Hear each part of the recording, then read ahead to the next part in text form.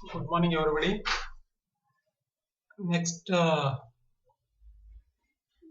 thing to be studied now is DNA. DNA, the long form deoxyribonucleic acid. We can define DNA as it is a biomacromolecule made of deoxyribonucleotides and it is the genetic material in most of the organisms except viruses and virions.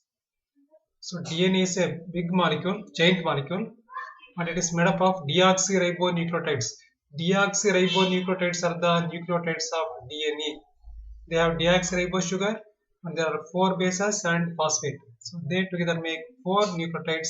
The structure of DNA is made up of these 4 nucleotides. So the DNA is a polydeoxyribonucleotide and the genetic material. It is the genetic material in all the organisms except RNA viruses and virions. So it is not found in RNA viruses and also virions. These are the only 2 exceptions for DNA as the genetic material. The remaining all organisms have DNA. So RNA viruses, for example HIV and virions, these do not have DNA and the rest of all the organisms have DNA as the genetic material. So that's how I can define the DNA. It is a biomacromolecule because its molecular weight is millions of daltons. It is found in living organisms, so biomacromolecule, and it is structurally made of deoxyribonucleotides and it acts as genetic material in all the organisms. The exception is RNA viruses and virions. You know virions. Virions are the RNA molecules that are infectious. Infectious RNA molecules. If I take the structure of DNA molecule, it was elucidated by Watson and Crick. Two scientists, Watson and Crick, have given the double helical structure for the DNA molecule. And according to them, it is made up of 2 polynucleotide strands. They are wound around each other in the opposite direction. It can be comparable to a twisted ladder or a twisted staircase. The sidebars of the staircase of the ladder is made up of alternating units of sugar and phosphate molecules, and the steps of the ladder are made up of complementary bases. So the structure of DNA molecule can be comparable to a twisted ladder.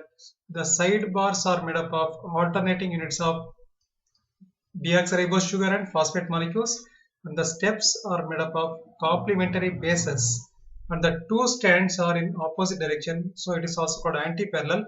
One strand is in the 5' to 3', and the opposite strand is in the 5' to 3' backward.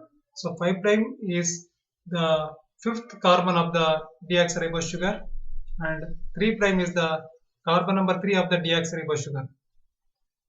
Like that, the beginning strand, the one strand is in the 5' to 3' direction, the other strand in the 5' to 3' backward direction. So they are anti-parallel or in the opposite direction. The backbone of the right hand helix is made up of repeated units of sugar and phosphate. So the sidebars of the ladder are made up of deoxyribose sugar and phosphate molecules. The pairing of nitrogen bases is always with a purine and a specific pyrimidine. Adenine pairs with thymine with 2 bases, thymine with adenine with 2 hydrogen bonds, adenine and thymine with 2 hydrogen bonds, thymine and adenine with 2 hydrogen bonds, guanine and cytosine with 3 hydrogen bonds, cytosine and guanine with 3 hydrogen bonds. So that's how the complementary base pairing occurs between the nitrogen bases. So these nitrogen bases complementarily arranged are in the form of steps of the ladder. The sidebars of the helix are made up of alternating units of sugar and phosphate. The sugar is deoxyribose and alternates with phosphate, and the steps of the ladder are made up of complementary bases. So there is specific attachment of the bases: adenine with thymine with 2 hydrogen bonds, thymine with adenine with 2 hydrogen bonds, guanine with cytosine with 3 hydrogen bonds, cytosine with guanine with 3 hydrogen bonds. It is called base complementarity. The complementary base pairing, it is obeying Chargaff's rule of base equivalence. So there is a rule called Chargaff's rule. So that states that in a double stranded DNA molecule, the amount of purines equals the amount of pyrimidines. and the diameter of the helix is just 20 angstroms, and the length of one turn comprising 10 base pairs is 34 angstroms. So it is completing 360-degree for every turn. The length of that is 34 angstroms, but the diameter is 20 angstroms. Three types of bonds are there in the DNA molecule. One is hydrogen glycosidic bonds. So that is between the first carbon of the deoxyribose sugar and the nitrogen base. Next is hydrogen bonds. They are between the complementary bases, and there is phosphodiester bond that is between successive deoxyribose sugars. The glycosidic bond is between the first carbon of the pentose sugar, that is deoxyribose sugar, and the nitrogen base. Hydrogen bonds are between the complementary nitrogen bases. Two hydrogen bonds between adenine and thymine, and three hydrogen bonds between guanine and cytosine. So two hydrogen bonds between adenine and thymine and adenine, and three hydrogen bonds between guanine and cytosine and guanine. Phosphodiester bonds are between the bonds between fifth carbon of one sugar and the third carbon of the next sugar, involving a phosphoric acid and thus releasing two water molecules. So phosphodiester bond, that is the bond between two successive deoxyribose sugar molecules involving carbon number 5 of one sugar, carbon number 3 of next sugar, involving orthophosphoric acid, releasing two water molecules. That is called phosphodiester bond. Phospho means involving phosphoric acid, diester means two water molecules are released. So it is the phosphodiester bond. So these three types of bonds make the DNA molecule stable. So that is the structure of DNA molecule. So DNA molecule is made up of two polynucleotide strands that are opposite to each other. It can be comparable to a twisted ladder. The sidebars of the ladder are made up of alternating units of sugar and phosphate. The sugar is deoxyribose. The steps of the ladder are made up of complementary bases. There is specific pairing of the bases: adenine with thymine with two hydrogen bonds, thymine with adenine with two hydrogen bonds, guanine with cytosine with three hydrogen bonds, and cytosine with guanine with three hydrogen bonds. So these are the hydrogen bonds between complementary base pairs. And phosphodiester bond is between the successive deoxyribose sugar molecules. That is between carbon number 5 of one deoxyribose and carbon number 3 of next deoxyribose. Glycosidic bond is between the first carbon of the deoxyribose and the nitrogen base. Next, Chargaff rule. So it is the rule of base equivalence, Chargaff rule of base equivalence or Chargaff's base rule. So in a double-stranded DNA molecule, the amount of purines is always equal to the amount of pyrimidines. So in a double-stranded DNA molecule, the purines are equal to the pyrimidines. So A plus D equals C plus T. So A plus D are the purines, C plus T are the pyrimidines.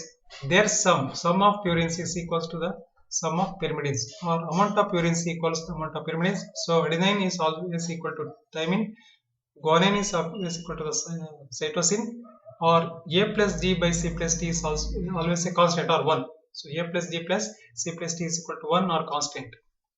So that is the Chargaff's base rule, or it is also called Chargaff's rule of base equivalence, that is applicable to the double-stranded DNA. So in a double-stranded DNA molecule, amount of purines always equals the amount of pyrimidines. Next is types of DNA. There are some types of DNA according to the number of bases per turn. The first one is bDNA. bDNA is the naturally occurring DNA found in almost all the organisms. It is right-handedly coiled. It comprises 34 angstroms length per turn and has 10 base pairs in that one turn. So in the turn of 34 angstroms, the length of 34 angstroms makes one turn that comprises 10 base pairs. That is the naturally occurring DNA found in almost all the organisms, plants, animals, and bacteria. And next is aDNA. It is also right-handedly coiled, but that comprises 11 base pairs per turn. So it is aDNA. It has 11 base pairs per every turn instead of 10 base pairs. So bDNA has 10 base pairs, aDNA has 11 base pairs, and next is cDNA. It has 9 base pairs per turn. The same 34 angstroms length.